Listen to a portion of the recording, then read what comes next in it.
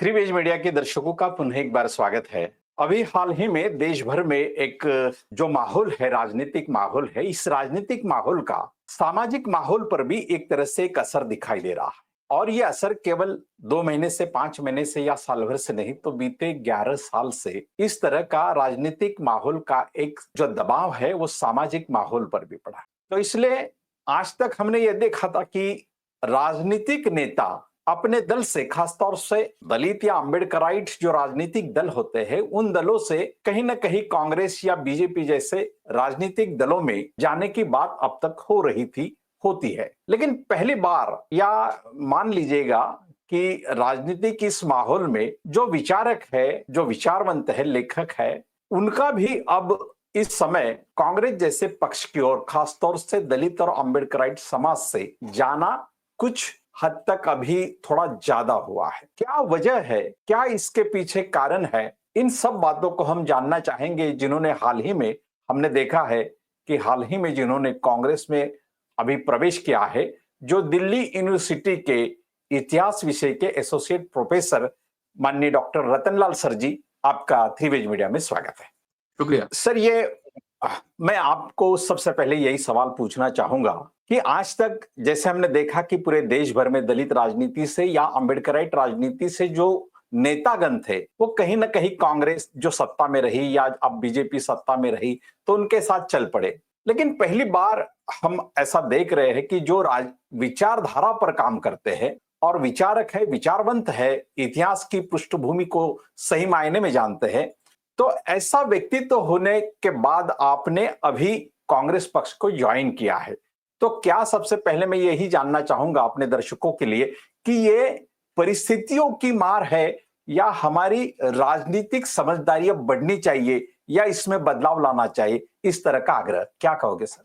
देखिए, जब खुलेआम भारतीय संविधान पे हमला किया जा रहा हो, खुलेआम भारतीय गणतंत्र पे हमला किया जा रहा हो, जब बाबा लोग भक्ति का काम छोड़ के राजनीति कर रहे हो और सीधा कह रहे हो हिंदू राष्ट्र बनाएंगे, मनुस्मृति लाएंगे, जब आरक्षण खत्म किया जा रहा हो, अत्याचार बढ़ रहे हो, बाबा लोग महिलाओं पे अभद्र टिप्पणी कर रहे हो और सरकारें कोई उस पर एक्शन न ले रहा हो, उस समय किसी भी चिंतनशील व्यक्ति को क्या करना चाहिए? हिंदू राष्ट्र के पक्ष में खड़ा होना चाहिए या भारतीय गणराज्य और संविधान के पक्ष में खड़ा होना चाहिए? मेरा एक काउंटर क्वेश्चन, कोई भी चिंतनशील व्यक्ति इस समय उसको क्या करना चाहिए? कि दो ही धारा है ना, आमने सामने मुठभेड़, टकराव हो रहा है, हमला हो रहा है भारतीय संविधान पे और भारतीय गणराज्य पे। जब हमला हो रहा है तो संविधान और भारतीय गणराज्य बचेगा, तभी तो हम भी बचेंगे, आप भी बचेंगे। जब हिंदू राष्ट्र बनेगा, बाबा साहब ने तो स्पष्ट कहा था ना, ये स्पष्ट अपने घोषणा पत्र में कि आरएसएस और हिंदू महासभा जैसे रिएक्शनरी फोर्सेस के साथ हमारा समझौता नहीं होगा, ये कहा था ना। बाबा साहब के एजेंडा में क्या था? हिंदू राष्ट्र के अवधारणा को खारिज किया था ना उन्होंने। एक डेमोक्रेटिक सोशलिस्ट भारत चाहते थे, उस दिशा में धीरे धीरे कदम भी हुआ, बढ़ा। आखिर जब संविधान लागू हुआ तो आरएसएस ने संविधान को माना था क्या? इसके खिलाफ लिखे थे। आखिर अंबेडकर, नेहरू तमाम के पुतले फूके थे ना। वही आज सत्ता में है, अब खुलेआम हमला कर रहा है भारतीय संविधान पर और भारतीय गणराज्य पर। तो किसी भी चिंतनशील व्यक्ति को इंडिया अलायंस, खासतौर से कांग्रेस अभी उसी मुद्दे को उठा रही है जो हम लोग उठा रहे थे, चाहे जाति बिल्कुल जनगणना का सवाल हो, हिस्सेदारी का सवाल हो, यही डिमांड है। और क्या अम्बेडकराइट पॉलिटिक्स में, कौन भारत में अभी अम्बेडकराइट पॉलिटिक्स कर रहा है? हम तो बिल्कुल पढ़ते बिल्कुल। लिखते हैं, जो बोलते हैं, जो पहले बोलते थे अभी भी वैसे ही बोल रहे हैं ना हाँ, जी। लेकिन लेकिन मैं इसको जोड़कर एक सवाल ये पूछना चाहूंगा कि जैसे राहुल गांधी खुद कहते हैं कि कांग्रेस में एक स्लीपर सेल छिपे हुए जो कि संघ से है, और कांग्रेस ने भी अभी जिन बाबाओं का आपने जिक्र किया, जो खुलेआम बात कर रहे हैं संविधान के खिलाफ या सामाजिक धरोहर पर उनकी जो बात है, को समाज को या संविधान को नहीं मान्य हो सकती है, लेकिन इनका जो बढ़ना है, कांग्रेस के सत्ता के काल में ही बाबाओं के मठ बढ़े, उनका एक अंदरूनी जो माहौल जो पैदा हुआ है, आज तो आक्रमणकारी के तौर पे दिखाई दे रहे, लेकिन उनका माहौल जो बना है वो कांग्रेस के सत्ता काल में ही बना है। और आप जो कह रहे हो कि हिंदू जो कि मिशनरी, जिस तरह से इसको आवरण दिया जा रहा है, तो यह कहीं ना कहीं एक सांस्कृतिक संघर्ष लगता है। तो इस सांस्कृतिक संघर्ष को हम राजनीति के जरिए कैसे ला सकते हैं, इसके पहल में हम कैसे सोच सकते देखिए, सांस्कृतिक लड़ाई तो लंबा चलता है ना, वो तो हजारों साल से चल रहा है बुद्धिज्म का लड़ाई है? वो तो लंबा चलता है, लेकिन राजनीतिक लड़ाई देखिए, भारत एक सेकुलर कंट्री है ना, धर्म मानने की स्वतंत्रता बाबा साहब ने संविधान में दी थी ना कि सब अपने अपने हिसाब से धर्म मान सकते हैं। तो बाबा भी रहे, भिक्षु भी रहे, सब लोग रहे, लेकिन क्या कांग्रेस के शासन काल में संविधान की प्रतियां जलाई गई थी क्या संसद में? उस पर कोई एक्शन हुआ? नहीं हुआ।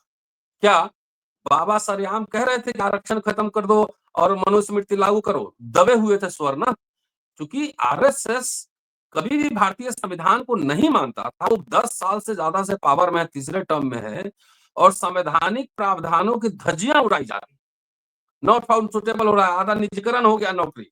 तो सरकारी नौकरी बचेगा तभी तो आरक्षण भी लागू होगा ना, सबको नौकरी तभी मिलेगी ना जब सब कुछ बेचा जा रहा हो बेबाकी से, लुटेरे देश का पैसा लेके भाग रहे हो, तो उस समय विरोध के स्वर उठना चाहिए ना।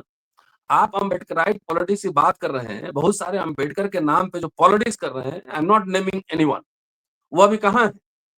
वो हिंदू राष्ट्र की पालकी ढो रहे हैं ना, वो प्रत्यक्ष अप्रत्यक्ष रूप से वही कर रहे हैं ना। आपके महाराष्ट्र के हैं, हमारे बिहार के भी है और कई जगह लोग हैं।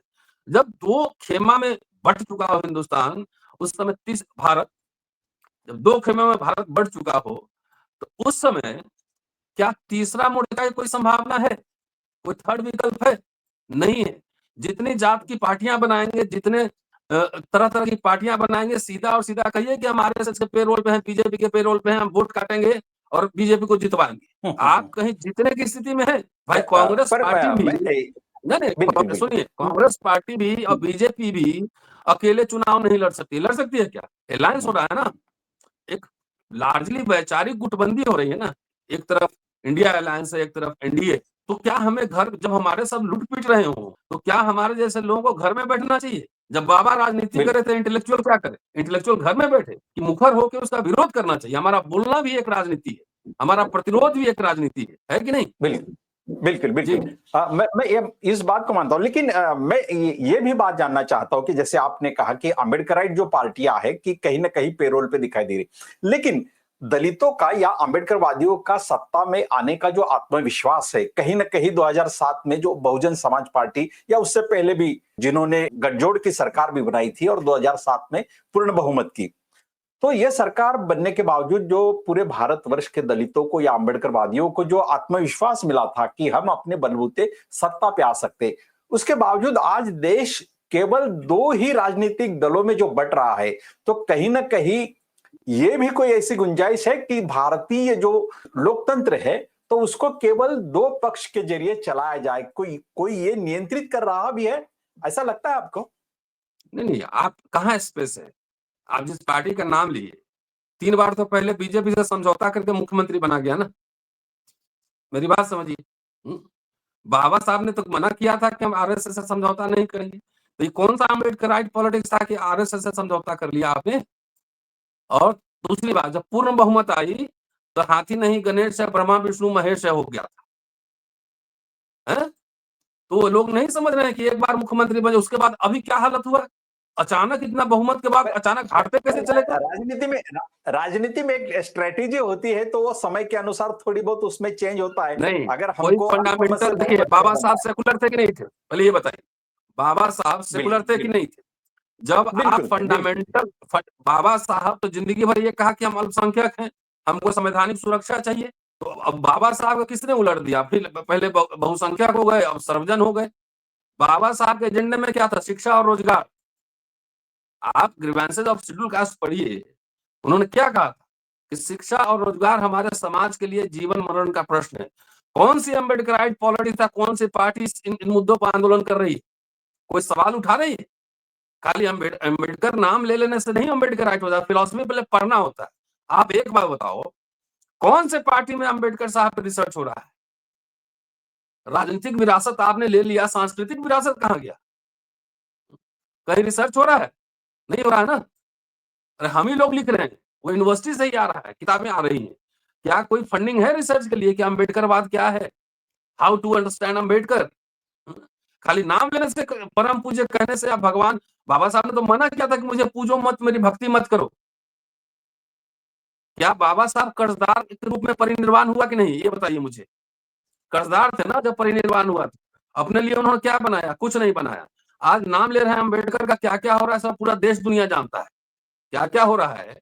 बाबा साहब तो खुद आंदोलनकारी थे ना, किसान मोर्चा संभालते थे, मजदूर पक्ष का संभालते थे, दलितों को संभालते थे, प्रदर्शन करते थे, भाषण करते थे, मुद्दे उठाते थे, ग्रीवांसेस देते थे, अपने मेमोरेंडम्स देते थे कि हमारे समाज के लिए कुछ कीजिए। बाबा साहब की बहुत क्लैरिटी थी, उनको पता था कि हम अकेले सरकार नहीं बना सकते हैं। तो बिल्कुल समझौता किए, पहला चुनाव तो सोशलिस्ट पार्टी के साथ किए ना, आरएसएस के साथ बिल्कुल। नहीं किए ना, चाहे जीते चाहे हाँ हारे। हाँ। तो पर फंडामेंटल बाबा साहब का सेकुलरिज्म है कि नहीं है? हाँ कि बिल्कुल है, अपने बिल्कुल मंत्री है, बनने उसमें के तो लिए नहीं जाएंगे। मंत्री बनने के लिए बाबा साहब के नाम लेकर उल्टा काम करें। हम्म, बाबा साहब ने कांग्रेस सरकार ज्वाइन की थी ना, की थी ना। हम्म, उसका बिल्कुल। स्पष्टीकरण भी दिया था कि मैं अपने समाज के हितों की रक्षा के लिए मैंने ये सरकार ज्वाइन की। मतभेद हुआ तो रिजाइन भी कर दिया। लेकिन जो आइडिया बाबा साहब ने स्टेट एंड माइनॉरिटी में उठाया था, स्टेट सोशलिज्म का, उठाया था। मतलब नेहरू, पंडित नेहरू, इंदिरा गांधी, राजीव गांधी ने सब पब्लिक सेक्टर यूनिट बनाए ना, यूनिवर्सिटी कॉलेज खोले ना। अगर यूनिवर्सिटी कॉलेज स्कूल नहीं होता तो आप हम पढ़े होते? नहीं पढ़े होते। फ्री बिल्कुल शिप, एजुकेशन, स्कॉलरशिप, तो ये हमारे मुद्दे हैं। कोई नेता इन मुद्दों बिल्कुल। पे बोल रहा है? स्कॉलरशिप धीरे धीरे खत्म हो रहा है, शिक्षा महंगा होते जा रहा है, नौकरी गायब हो रहा है, कोई लीडर बोल रहा है ये हमारे मुद्दे पे, इस पे कोई समझौता नहीं होगा। इन इश्यूज को उठाऊंगा मैं। लेकिन लेकिन सर, आज के समय में जब आप अभी जो कांग्रेस भी ज्वाइन की, राहुल गांधी के नेतृत्व में या लीडरशिप में जो कांग्रेस आप देख रहे, हालांकि ये जो प्रश्न है जो आपने उठाए है, कांग्रेस के सत्ता काल में भी जो है हमारा जो रिजर्वेशन है वो पूरी तरह से नहीं भरा जाता था, कहीं ना कहीं उसमें खामियां रहती थी। आज भी अगर हम ठीक। देखें जो सवाल उठाए गए। दूसरी चीज ये होती है कि कहीं ना कहीं यह सत्ता को लगाकर ही आरक्षण के खिलाफ अब भी जो प्रमोशन जो होता है रिजर्वेशन में, वो अब भी नहीं दिया जाता है। कांग्रेस के समय से यह चल रहा है। लेकिन हम्म। आप अभी बुद्धिजीवी के तौर पे जो मुखर होकर आपने जो कांग्रेस के साथ जो गठजोड़ किया है, तो इससे आपको राहुल गांधी की कांग्रेस और उससे पहले की कांग्रेस, इसमें कुछ फर्क नजर आता है क्या? नहीं, फर्क नजर आ रहा है ना। संविधान बचाओ मुद्दा बना है ना, जाति जनगणना मुद्दा बना है ना, भागीदारी मुद्दा बना है ना। हमारे लोग जो है ना, देखिए, एक तो ये बताइए मुझे, 1957 में बाबू जगजीवन राम ने रेलवे में रिजर्वेशन इन प्रमोशन लागू कर दिया था। कितने लोगों को पता है? कितने लोगों को बिल्कुल पता है? भाई, अब समाज में कोई डिमांड है? हमारे कोई नेता इन मुद्दों को उठाते हैं? बाबा साहब तो उठाते थे। कोई समाज में डिमांड ही नहीं है, खाली हमको चुनाव लड़ना है, चुनाव लड़ना है। मेमोरेंडम क्या है आपका? व्हाट इज योर पॉलिटिक्स यार? कोई डिमांड नहीं है, मेमोरेंडम नहीं है, तो रूलिंग एलिट कोई इसे ऐसी थोड़ी दे देता है। जब हल्ला, देखिए, रोस्टर की लड़ाई हम लोग लड़े ना, आपको याद होगा, 2019 बिल्कुल। में सुप्रीम कोर्ट ने 13 पॉइंट रोस्टर लगा दिया था। हमारे हम्म, अम्बेडकराइट पॉलिटिकल पार्टी तो लड़ने नहीं आए ना, हम लोग लड़े ना सड़क पे। जब लड़े, बिल्कुल तब सरकार को झुकना पड़ा, अध्यादेश लाना पड़ा ना। हम्म। इसको मानेंगे? जब समाज में डिमांड ही नहीं रहेगा, उनके नेता कुछ बोलेंगे ही नहीं कि हमारा स्पेशल कॉम्पोनेंट प्लान कहाँ गया पैसा, हमारे बच्चों का फेलोशिप कहाँ गया, पोस्ट मैट्रिक स्कॉलरशिप क्यों नहीं मिल रहा है, फॉरेन जाने के लिए फंडिंग क्यों नहीं मिल रहा है। इतने क्राइटेरिया लगा दिए हैं कि क्लास 4 एम्प्लॉय का बच्चा भी नहीं स्कॉलरशिप पा सकता है। ये कोई मुद्दा उठाता है? हमारे एजेंडे पे ये है, नंबर 1। नंबर 2, हुँ, देखिए, हुँ, दलितों के लिए तो घी की नदियां कभी नहीं बह रही थी, ये मानेंगे ना? हुँ, भाई, संविधान लागू होने के बाद अगर सब एक ही रहता, तो आरएसएस ने नेहरू का विरोध क्यों किया था? अगर हुँ, उस एक ही है सब, तो नेहरू जी तो उसी समय बाबा साहब को संविधान सभा में लाने की जरूरत क्या थी? मनुस्मृति लागू कर देते। लेकिन नहीं था ना। नेहरू, इंदिरा गांधी सब सोशलिस्ट थे ना। बाबा साहब का परिनिर्वाण 56 में होता है। उसके बाद जितने पब्लिक सेक्टर यूनिट बने, अगर कांग्रेस नहीं, नहीं बनाती तो कहाँ रिजर्वेशन तब मिलता? तब ये मजबूरी भी होगी ना, तब ये मजबूरी भी होगी कि देखो कि मजबूर आप किसी हाल को ही में वोट देंगे तभी तो आपको राइट मिले। स्वतंत्रता। जाहिर है, पॉलिटिक्स में ऐसे ही होता है ना। पॉलिटिक्स में हाँ, हाँ, आप किसी के वोट बैंक हैं, तभी ना आपको कुछ मिलेगा उधर से। आप आज आज आज तो संविधान है, तो आज आरक्षण क्यों खत्म हो रहा है? ये बताइए ना। आपके वोट की कीमत नहीं रह गई। आप 5%, बिल्कुल, 8% वोट काट लो, कोई पूछने नहीं जा रहा है आपको, कोई वोट नहीं मांगने जा रहा है, क्योंकि दलितों की वोट की कीमत खत्म है। जब लगा कि दलित हमारा कोर वोट बैंक है, आप एक बात बताओ, बैंक का नेशनलाइजेशन हुआ, महारत्न नवरत्न कंपनी बने तो उसमें जीएम और मैनेजर और एजीएम और डीजीएम दलित बने कि नहीं बने, चीफ मैनेजर बने कि नहीं बने। अगर वो नेशनलाइज नहीं होता, अब प्राइवेट बैंक रहता, तो वहां क्या हमें नौकरियां मिलती? ये सब बात भूलना नहीं चाहिए। पब्लिक बिल्कुल। सेक्टर यूनिट से ही दलित मिडिल क्लास का फॉर्मेशन हुआ है। एक जनरेशन 2 जनरेशन पहले चले जाइए तो सब मजदूर ही थे, पढ़ने नहीं देता था, पानी नहीं पीने देता था। अब तो अब बिल्कुल। दलित लोग कार में भी घूम रहा है ना, कोट पैंट भी पहन रहा है ना। तो ये तो सरकारी जो नौकरी बना, उसी को बीजेपी खत्म कर रही है। हम्म, हमें ये बचाना है।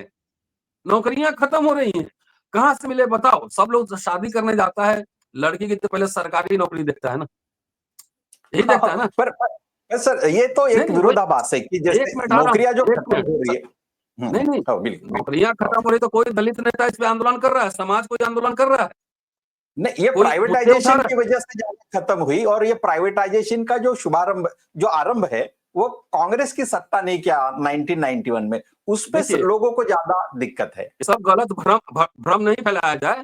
लिबरलाइजेशन में प्राइवेटाइजेशन में अंतर है। पहले अंतर समझिए।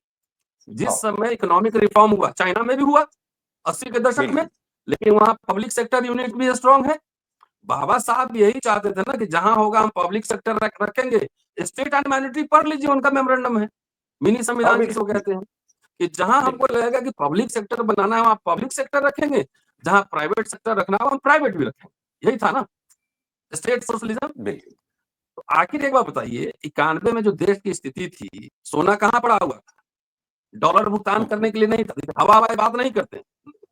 एक हम्म, नंबर। हम्म, उस रिजीम में बिल्कुल। कांग्रेस ने क्या बेचा? कुछ नहीं बेचा। बेचा अटल बिहारी वाजपेयी ने।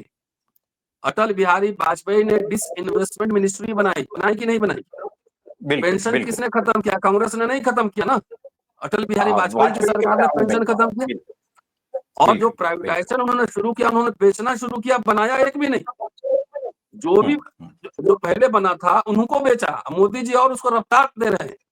दूसरी बात हम्म, कि संसद में उस समय दलित नेता लोग थे ना, मान लिया प्राइवेटाइजेशन हो रहा था, तो हमारे नेता बिल्कुल क्या कर रहे थे उस समय? वो सवाल क्यों नहीं उठा रहे हैं हमसे? तो मैं तो एक्टिविस्ट हूँ, अभी मैंने ज्वाइन की है ना, अभी मैं कोई लीडर नहीं। जो लीडर बिल्कुल बिल्कुल। हाउस के अंदर बैठे हुए थे, वो क्यों नहीं सवाल उठा रहे थे इस पे? अगर हाँ, मैं बिल्कुल होता बहुत वहां सही पे तो मैं सवाल। जरूर सवाल उठाता। हाँ, बिल्कुल बहुत सही सवाल उठा, लेकिन अभी मैं ये क्लैरिफिकेशन चाहता हूं कि आप एक बुद्धिजीवी के तौर पर देश में समाज के सामने आए हो, और आपको देखकर समाज इस रास्ते से आ सकता है। और इसलिए मैं ये क्लैरिफिकेशन करना चाहता हूं कि जैसे अभी कांग्रेस की सत्ता में हम जो देख रहे हैं, जैसे आपने मुद्दा उठाया कि जातिगत जनगणना जो है, तो उसको कांग्रेस कराना चाहती है, और हाल की सत्ता ने उसमें एक ठहराव भी लिया। लेकिन जहां तेलंगाना है, तेलंगाना या कर्नाटक में जहां कांग्रेस की सरकार है, तो वहां पे जो सब कैटेगराइजेशन जो है शेड्यूल कास्ट का, वो बहुत तेजी से हो गया, यानी तेलंगाना में हो गया, अभी कर्नाटक में भी हो गया। तो ये जो बिखराव है, जो समान व्यवहार के लिए, समान विचारधारा के लिए, समान मुसीबतों के लिए इकट्ठा जो समाज है, उसमें जो बिखराव करने की बात जो कांग्रेस के राज्य सरकारों ने की है, इसकी तरफ जो दलित या अंबेडकराइट बुद्धिजीवी जो है, वो थोड़ी सी शक की नजर से देखता है। तो उसको आप कैसे क्लैरिफिकेशन करोगे? वो हमने तो देखिए, व्यक्तिगत रूप से मैं इसके विरोध में था, मैंने कहा भी कई जगह। लेकिन एक बात बिल्कुल बताइए, ये ऐसा क्या है कि दलित जितने जर्नलिस्ट हैं और जो सोशल मीडिया पे एक्टिव हैं, सारा सवाल कांग्रेस से ही पूछते हैं, आरएसएस और बीजेपी से किसी को सवाल पूछते नहीं देखा है मैंने आज तक। नहीं देखा है। नहीं, आप नहीं उठा के देख लीजिए। नहीं, नहीं, अभी तो मैं नहीं, आम आदमी हूँ ये ना, जो अभी बिल्कुल पावर बिल्कुल पोज़ीशन में नहीं हूँ, ठीक है? बिल्कुल तो बिल्कुल। जहाँ अपनी बात देखिए, व्यक्तिगत स्वतंत्रता भी एक होती है ना। 1000 हाँ, हमारी बिल्कुल समस्याएँ हैं, 1000। बिल्कुल सब चाहेंगे कि 1000 समस्याएँ एक ही साथ रिज़ॉल्व हो जाए, तो संभव नहीं है ना। तो इम्पोर्टेंट हाइलाइट्स क्या है, जिसको हमें करना है? बिल्कुल। अच्छा, ये सवाल तो गवई साहब चीफ जस्टिस है ना, हम्म, उन वैलिडिटी तो उनको दिया गया ना। महाराष्ट्र में कितने लोगों ने सवाल उठाए? बिल्कुल। कितने लोग, देश में कितने लोगों ने सवाल उठाए? अरे दलित समाज में कोई डिमांड ही नहीं है, खाली हाँ, डिमांड ही नहीं इस पॉलिटिक्स। विषय की, सही बात है। डिमांड नहीं है, हमें उनके अंदर बिल्कुल डिमांड पैदा करना है। डिमांड पैदा देखिए, जब आवश्यकता होती है ना, तो आविष्कार होता है कहते हैं। तो आप डिमांड ही नहीं कर रहे हैं कुछ, किसी पॉलिटिकल पार्टी से कोई डिबेट नहीं कर रहे हैं। डायलॉग नहीं कर रहे हैं, कोई मेमोरेंडम नहीं दे रहे हैं, तो आपको सब छीन रहा है। हमें समाज को डिमांड में पैदा करना है कि आपके बच्चों की शिक्षा कैसी होगी, नौकरी कैसे मिलेगा, एजुकेशन के लिए फंडिंग कैसे होगी। कोई इसमें बहस है कहीं? नहीं है। तो मैं अगर ये कह दूं कि दुनिया का सारा सोल्यूशन हमारे पास है तो ये जाती होगी, ये मैं नहीं कह रहा। लेकिन एक भी काम कर दे, जैसे रोस्टर की लड़ाई हम लोगों ने जीती, तो दसियों हजार प्रोफेसर बने होंगे देश भर में, एक काम हुआ नहीं। बाबा साहब भी ऐसी करते थे कि भाई डिमांड रखा, वायसराय को डिमांड दिया, तो उसमें से चलिए कुछ मिला। मैं तो दलित राइट्स पे फोकस कर रहा हूँ ना। बाबा साहब जिंदगी लगा दे कि हम माइनॉरिटी हैं, माइनॉरिटी हैं, हमको प्रोटेक्शन चाहिए। तो दलित को इतना इनके पास क्या आ गया कि हम देने वाला बनेंगे? क्या दीजिएगा? अरे हमारे पास जो था वो भी छीन रहा है। हाँ बिल्कुल बिल्कुल सर, वो बिल्कुल ठीक सटीक बात कही। और मैं ये थोड़ा सा अलग हटके एक सवाल ऐसा पूछना चाहता हूं कि आप बुद्धिजीवी है और भारत में, पूरे भारत में, देश भर में ऐसा कोई बुद्धिजीवी नहीं होगा कि जो इस देश के एक सामाजिक संगठन जैसे बामसेफ जैसे संगठन है, इससे कोई छूटा होगा या कहीं ना कहीं उसका संपर्क नहीं आया होगा। एक बार मुझे बीजेपी जो कर रही है वो कहीं ना कहीं उसका मातृ संगठन आरएसएस की विचारधारा को लेकर वो चल रही है, वो नियंत्रित भी कर रही है। लेकिन अम्बेडकराइट खेमे में जो बामसेफ ऐसी बनी, तो वो समाज को ऐसे ना नियंत्रित कर सकी, ना वो समाज के लिए कोई राजनीतिक या किसी भी माहौल को ऐसा खड़ा नहीं कर पाई जिसमें बुद्धिजीवों को भी या समाज के तमाम लोगों को शामिल किया जाए। तो आरएसएस और बामसेफ की एक तुलना के तौर पे मैं सवाल करना चाहता हूं कि इसमें क्या ऐसी बात है कि अम्बेडकराइट संगठन जो है बामसेफ, वो बिल्कुल उस तरह से तगड़ा नहीं बन पाया कि जो राजनीति, सामाजिक और सांस्कृतिक विषयों को नियंत्रित करे। क्या खामियां देखते हो आप इसमें? देखिए, अब बामसेफ पे क्या टिप्पणी करूं? और कौन अम्बेडकराइट पॉलिटिक्स और सोशल संगठन चल रहा है, मेरे समझ में नहीं आता है। अम्बेडकराइट होने की परिभाषा क्या है? पहले अगर मान लो मैं मार्क्सिस्ट हूं या गांधीयन हूं या अम्बेडकराइट हूं, तो सबसे पहले मेरा काम है कि फंडामेंटल उस फिलॉसफी का समझ लेना, फंडामेंटल समझना। बाबा साहब ने कहा था कि हम ब्राह्मणों को विदेश भेज देंगे, हम मूल निवासी हैं। कहाँ कहा था? दलित मूवमेंट ने बहुत अनप्रोडक्टिव काम में जो है ना अपना एनर्जी बर्बाद किया। किसी संगठन का बताइए शिक्षा रोजगार के सवाल पर कोई राष्ट्रव्यापी आंदोलन किया हो? कौन सा मिशन मूवमेंट चल रहा है कि आप इतना दावा कर रहे थे आरएसएस पावर में आ गया? मिशन मूवमेंट यही था कि कांग्रेस से दलित वोट छिटका दो और साइड से कहीं माल मिल जाएगा। आखिर दलित पॉलिटिक्स गया कहां? इतने अवेयरनेस फैला रहे थे, मिशन मूवमेंट ही चल रहा था, तो सब छीन क्यों रहा है? बीजेपी सरकार में कोई रैली क्यों नहीं कर रहे हो? कोई आंदोलन क्यों नहीं? किसने रोका है?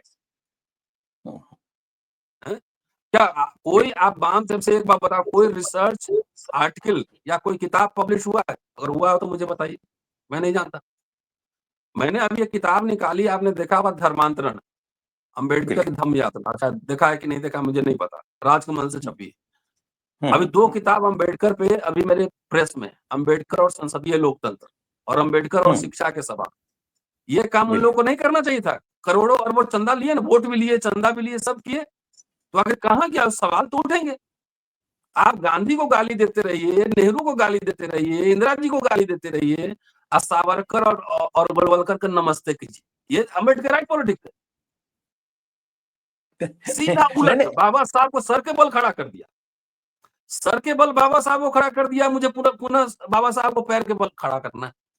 बाबा साहब अनरियलिस्टिक ड्रीम्स नहीं देखते थे, उनके छोटे-छोटे डिमांड्स होते थे। ये नहीं देखते, वो जानते थे कि हम देश में हुकूमत नहीं कर सकते हैं, क्योंकि हम माइनॉरिटी में, सोशल कोलैबोरेशन के बगैर संभव नहीं है। तो यहाँ तो सबको आप गाली ही दे रहे हैं, सारे अपर कास्ट को गाली दे रहे हैं। भाई रूलिंग एलीट है, उसके पास सारा संसाधन है, इंस्टीट्यूशन है। पहले एक सिंपैथी भी होता था दलितों के प्रति कुछ लोगों में, अरे बहुत अत्याचार हुआ है, थोड़ा इसकी मदद करो, चलो एडमिशन दिला दो, नौकरी में मदद करो। ये भी एक वर्ग था ना ऐसा, उसको भी गाली दे दे के आपने दुश्मन खेमे में डाल दिया। जब राजीव गांधी ने स्पेशल रिक्रूटमेंट ड्राइव चलाया था, आपको याद होगा, बिल्कुल याद होगा 88-89 के आसपास चुनाव से पहले स्पेशल रिक्रूटमेंट ड्राइव चलाया। इंदिरा गांधी ने शेड्यूल कास्ट कंपोनेंट और शेड्यूल ट्राइब कंपोनेंट प्लान लाया। बैंक का बिल्कुल नेशनलाइजेशन किया, लाखों नौकरियां मिली, पब्लिक सेक्टर यूनिट बिल्कुल बने, लैंड सीलिंग बिल्कुल एक्ट लाई, पट्टे पे जमीन दिए गए, दुकानें दी गई। कभी दलित समाज ने थैंक यू बोला? कभी थैंक यू बोला? उल्टे आपने गाली दी, सबको मनुवादी कह दिया। पासवान जी पार्लियामेंट में राजीव गांधी को कह रहे थे कि ये तो स्टंट है, लाखों लोगों को नौकरियां देना स्टंट हो गया, और एक आदमी को सीएम पीएम बनाना वो स्टंट नहीं, एक आदमी को मंत्री बिल्कुल बनाना स्टंट नहीं, लाखों नौकरियां देना स्टंट हो गया। तो मैं समाज से ही पूछता हूँ कि कोई एक गिलास पानी भी पिलाता है तो आप उसको शुक्रिया कहते हैं। जो बिल्कुल 20 लाख लोगों का मिडिल क्लास बना, ये बगैर सरकारी एफर्ट्स के बनते? ये मुझे बताइए। सबको बिल्कुल दुश्मन बना बिल्कुल दी मैंने, तो उसको थैंक यू भी बोलना चाहिए ना। आखिर एक बार बताओ, बाबा साहब के राइटिंग एंड स्पीचेस किसने छापा? बिल्कुल कांग्रेस सरकार के तौर जमाने में वो छपी। बीजेपी बीजेपी उसको बंद कर दिया छापना। ये सवाल क्यों नहीं उठा रहा है? अठावले साहब क्यों नहीं उठा रहे हैं? आपको पता है ना कि राइटिंग एंड स्पीचेस छपना बंद हो चुका है। बिल्कुल अरे भाई, तो बिल्कुल मैं भी कहता हूँ भाई साहब, हमको पुरस्कार मत दो, बाबा साहब बहुत महामानव मत बनाओ, बाबा साहब आम इंसान थे। अगर कुछ करना चाहते हो तो भारत की सभी भाषाओं में उनकी किताबें राइटिंग एंड स्पीचेस छाप दो। लेकिन बिल्कुल पढ़ने लिखने से हमारे समाज को मतलब नहीं, हमारे नेताओं को मतलब नहीं है। बिल्कुल बिल्कुल सर मैं ये भी जानना चाहता हूं कि आप एक विचारक भी हो और कांग्रेस जो है समय के चलते हुए आज समय ऐसा है कि दौर ऐसा है तो कहीं ना कहीं संविधानवादियों को या संविधान के साथ चलने वाले लोगों को आज दो खेमे में जो बटे जा रहा है देश उससे एक संविधानवादी या संविधान का समर्थन करने वाले या संविधान को बचाने वाले खेमे में जाना चाहिए। ये तो एक तात्कालिक रास्ता भी होगा। दूसरी ओर डॉक्टर बाबा साहब अम्बेडकर जो एक कहते हैं कि हमारी जो झोपड़ी झुग्गी होती है कहीं वो भी कहीं ना कहीं शाबुत होना चाहिए। ये मानकर चलना चाहिए कि कांग्रेस में जाने के बाद कहीं ना कहीं कांग्रेस उस दलित नेता को समाज से तोड़ने की कहीं ना कहीं कोशिश करती है, समाज से अलगाव कर देने की या समाज और सत्ता इसके इसमें जो रखती है कांग्रेस उसके बाद थोड़ी बहुत सत्ता देकर समाज से तोड़ना। ये भी एक इतिहास रहा है कांग्रेस का। अच्छा, लेकिन एक बार ये बताइए, जान एक बार बताइए, हाँ हाँ बिल्कुल मेरी बिल्कुल नौकरी है ना, मुझे सैलरी मिल रही है ना, मुझे हाँ घर बिल्कुल 12 साल के बिल्कुल लिए अभी मिल रही है ना, लोग जानते बिल्कुल हैं ना। इससे ज्यादा बिल्कुल पहचान बिल्कुल क्या चाहिए? मैं दाल रोटी के लिए राजनीति करने नहीं आया हूँ। नहीं नहीं बाबा नहीं साहब ने कहा था मैं उस इस लिहाज सर से नहीं सवाल पूछ रहा हूं। मेरा सवाल इस लिहाज से है तो कहीं ना कहीं हमारी स्वतंत्र पॉलिटिक्स जो अभी आपने कहा कि बिखर गई है या कहीं भी नहीं दिख रही है तो इस पॉलिटिक्स की अभी संभावना बनेगी क्या कुछ दौर में इसके बाद या अभी कभी अगर फिलहाल कोई संभावना कोई बनती ऑप्शन नहीं है, नो ऑप्शन। बिल्कुल स्वतंत्र पॉलिटिक्स अगर आरएसएस के पास जा रहा हो तो ऐसी पॉलिटिक्स हमें नहीं चाहिए। बिल्कुल स्वतंत्र बिल्कुल पॉलिटिक्स के नाम पर आरएसएस की पालकी ढो रहे हैं अगर हिंदू राज की, तो वैसी पॉलिटिक्स हमें नहीं चाहिए। कॉमन मिनिमम एजेंडे पे समझौते होते, बाबा साहब भी समझौते करते थे। जिन बाबा साहब से ज्यादा कांग्रेस से कौन लड़ा? नहीं लड़ा, कोई नहीं लड़ा। लेकिन समझौते किए ना। लखनऊ का भाषण भी है कि मैं कांग्रेस सरकार में इसलिए शामिल हुआ कि मैं अपने समाज के हितों की रक्षा कर सकूं।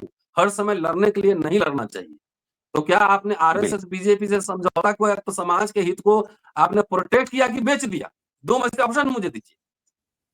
आरएसएस बिल्कुल बीजेपी से समझौता किया, कांग्रेस से बाबा साहब ने समझौता किया तो अधिकार ली, और संविधान सभा में बकायदा डिबेट होके सहमति बनी उस पर।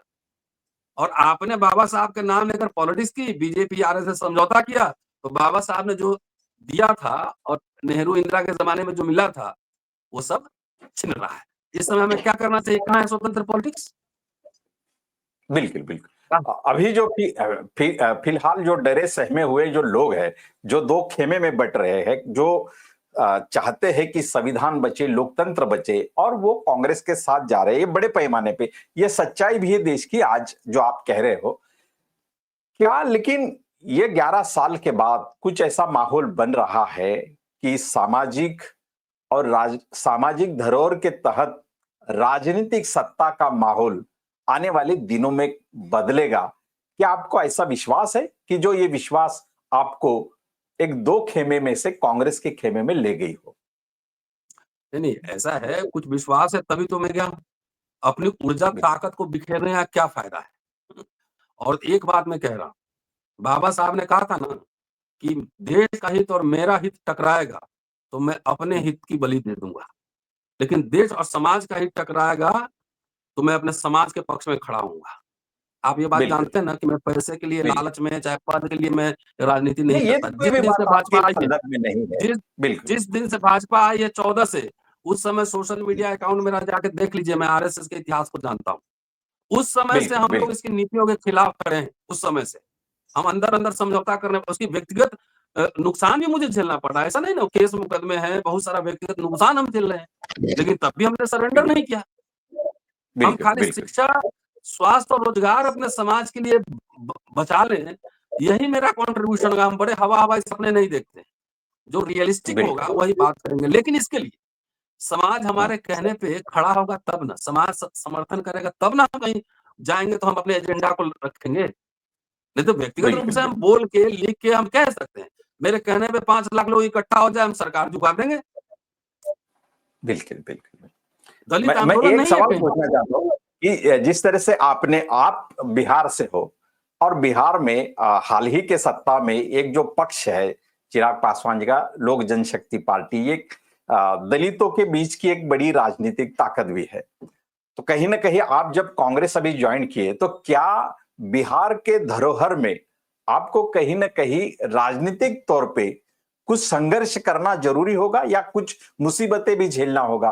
कुछ कह सकते हो इस संदर्भ में? देखिए, इसमें अब मैं क्या कहूँ? देखिए, मैं तो अभी जॉइन किया हूँ ना, मैं कोई ऑफिस बेरर नहीं हूँ, कोई बड़ा नेता नहीं हूँ। अब क्या बिल्कुल। मेरा इस्तेमाल होगा? देखिए, मैं हम्म, एंटी आरएसएस बीजेपी हूँ। मेरे लिए सोशल जस्टिस जितना ज़रूरी है, उतना ही बिल्कुल, सेक्युलरिज़्म भी ज़रूरी है। बिल्कुल, उतना ही सेक्युलरिज़्म भी ज़रूरी है। तो पार्टी क्या मेरा उपयोग करेगी, नहीं करेगी, मैं अभी कैसे बता सकता हूँ? अगर हमको ले चलेंगे इलेक्शन में कि भाषण देना बिहार में, ज़रूर चलेंगे। तो अभी ये बिल्कुल, कहना बिल्कुल, it is too early, it is too early. जी, थैंक बिल्कुल। यू। एक एक आखिरी सवाल मैं पूछना चाहता हूं कि एक विचारक के तौर पे आप दलित समाज को क्या वैचारिक सलाह देना चाहोगे कि आज के माहौल में उनकी राजनीतिक सोच क्या हो और भूमिका क्या हो? सब कुछ भूल जाइए और जो संविधान के साथ खड़ा है, उनके साथ आ जाइए। अलग-अलग पार्टी बनाओगे, चुनाव लड़ोगे, इसका मतलब बीजेपी पैसा दे रहा है ना। हनुमान बनने की बिल्कुल, ज़रूरत नहीं है अभी। सीधा जो संविधान के साथ खड़ा है, उन शक्तियों को मजबूत कीजिए। यही मेरी समझ है। बिल्कुल। जी, बिल्कुल, थैंक यू। बिल्कुल। माननीय डॉक्टर रतनलाल सर जी जो दिल्ली यूनिवर्सिटी के एसोसिएट प्रोफेसर है इतिहास विषय के, दो टूक बातें उन्होंने कही जी, सटीक बातें कह रहे हैं। वो इससे पहले भी जो अपनी विचारधारा को लेकर जो चले हैं, उन्होंने सटीक बातें कही है। सांस्कृतिक धाराओं पर, इतिहास में, राजनीतिक तौर पे या सामाजिक तौर पे जो भी विचार रखे हैं, उन्होंने सटीक तौर पे रखे हैं और आज भी उन्होंने सटीक तौर पे हमारे सामने उनके विचारों को रखे हैं। और डॉक्टर रतनलाल सर, आपका त्रिवेज मीडिया को जो समय दिया आपने और जो बेबाक से अपनी बात रखी, उसके लिए आपका मैं बहुत बहुत शुक्रगुजार हूं। धन्यवाद। Thank you sir, thank you.